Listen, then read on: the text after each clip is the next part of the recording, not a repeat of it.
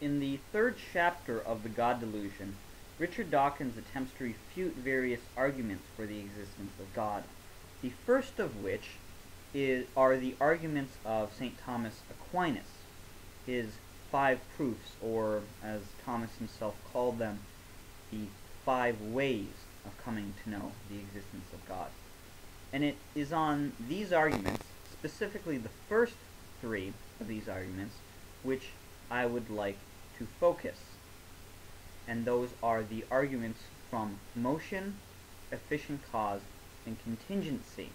The 4th and 5th are the arguments from gradations of being and finality, but I do not want to address those for Dawkins' treatment of them. Now, there are 2 reasons I want to focus on these 3 arguments. First of all, I think that they and other arguments like them are among the strongest, if not the strongest, arguments from reason for the existence of God. Secondly, I believe that Richard Dawkins' response to them, attempted refutation of them, is very revealing of his own ineptitude at defending his central position, which is, of course, the non-existence of God, and his own ineptitude at dealing with philosophical thought in general. Now, these 3 arguments, the argument from, again, motion, efficient cause, and contingency, are very similar to each other in that they each make an appeal to the impossibility of an infinite regress. And to explain precisely what I mean, I'll use the example that I think most people are familiar with, and that is the argument from efficient cause, or causality. And it goes something like this. We see in the world that beings and events have causes, but that their causes are themselves caused, and that those causes themselves also have causes, which have causes, and so on and so forth. Now, this regress of cause and effect, this chain, can not go backwards forever. We cannot have an infinite regress. Therefore, there must be, of course, a beginning to the chain. And as such, there must be a first uncaused cause, which Thomas and theists would argue is God. And the other arguments, the argument from motion and contingency, are similar. They follow a similar line of reasoning, except that the argument from motion brings us to the need for an unmoved mover, and the argument from contingency brings us to the need for a necessary being. Now, because of this, Dawkins says that the 3 arguments are really just 3 ways of saying the same thing. Now, this is not correct, but to be fair to Dawkins, for his purposes, as far as he goes with them, they can be taken together and treated the same, in that his attempted refutation applies equally to all 3. However, as I said, it really is not correct to assert that they are just 3 ways of saying the same thing. They are 3 different arguments. Even though they all make an appeal to the impossibility of an infinite regress, they each start with a different principle in reality, from which, of course, they receive their respective names. As such, they each have their own strengths and weaknesses, and they each lead us to different conclusions.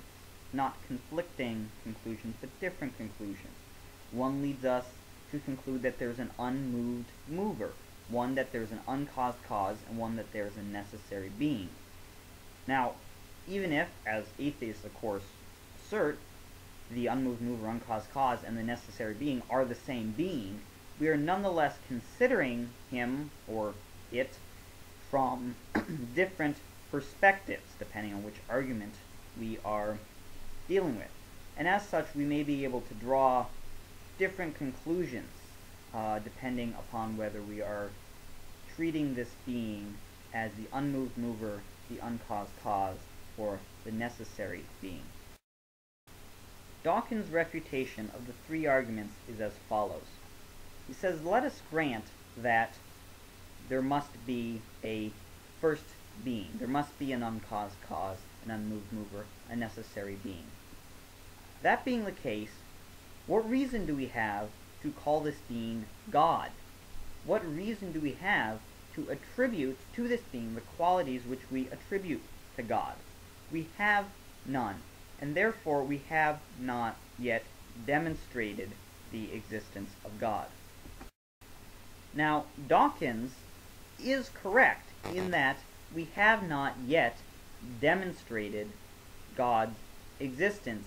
We have not yet demonstrated that this first being is in fact God, that it bears the attributes of God.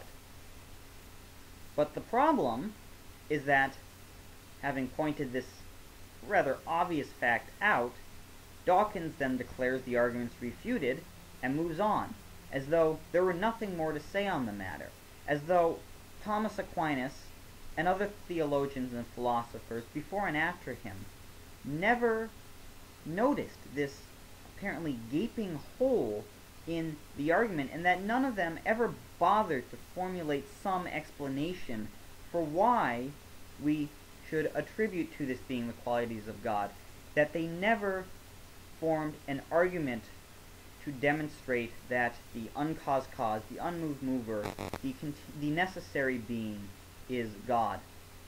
But of course, this is not the case. Thomas himself, in the very work in which he presents these arguments, provides arguments for why this being must be eternal, infinite, perfect, immutable, personal, omnipotent, omniscient, omnipresent, etc. And not only him, but many other theologians and philosophers have provided arguments, good and bad, for the first being God. Dawkins, however, does not address such arguments. He completely ignores them and doesn't even mention them. Now, this shows either an astounding ignorance on the part of Dawkins or an astounding dishonesty, and in either case, irresponsibility on his part. Either Dawkins is simply ignorant of such arguments, which I find hard to believe, or he is very well aware of them and simply chooses to ignore them, in which case he is pretending to have refuted arguments which he has barely scratched the surface of. And this shows, as I said, great irresponsibility and great ineptitude on the part of Dawkins. If he is going to write a book called The God Delusion, the central thesis of which is, of course, that God does not exist, he better be well prepared to argue that case and to defend his position against the opposing arguments, which he clearly is not. What Dawkins has done is presented a small piece, the very beginning of the argument for God's existence, and then complained that this is inadequate to prove the existence of God. Well, of course it is, because he is only presenting part of the argument. Dawkins comes nowhere close to refuting the arguments of Saint Thomas Aquinas, and merely shows us how incapable he is when it comes to arguing his own position.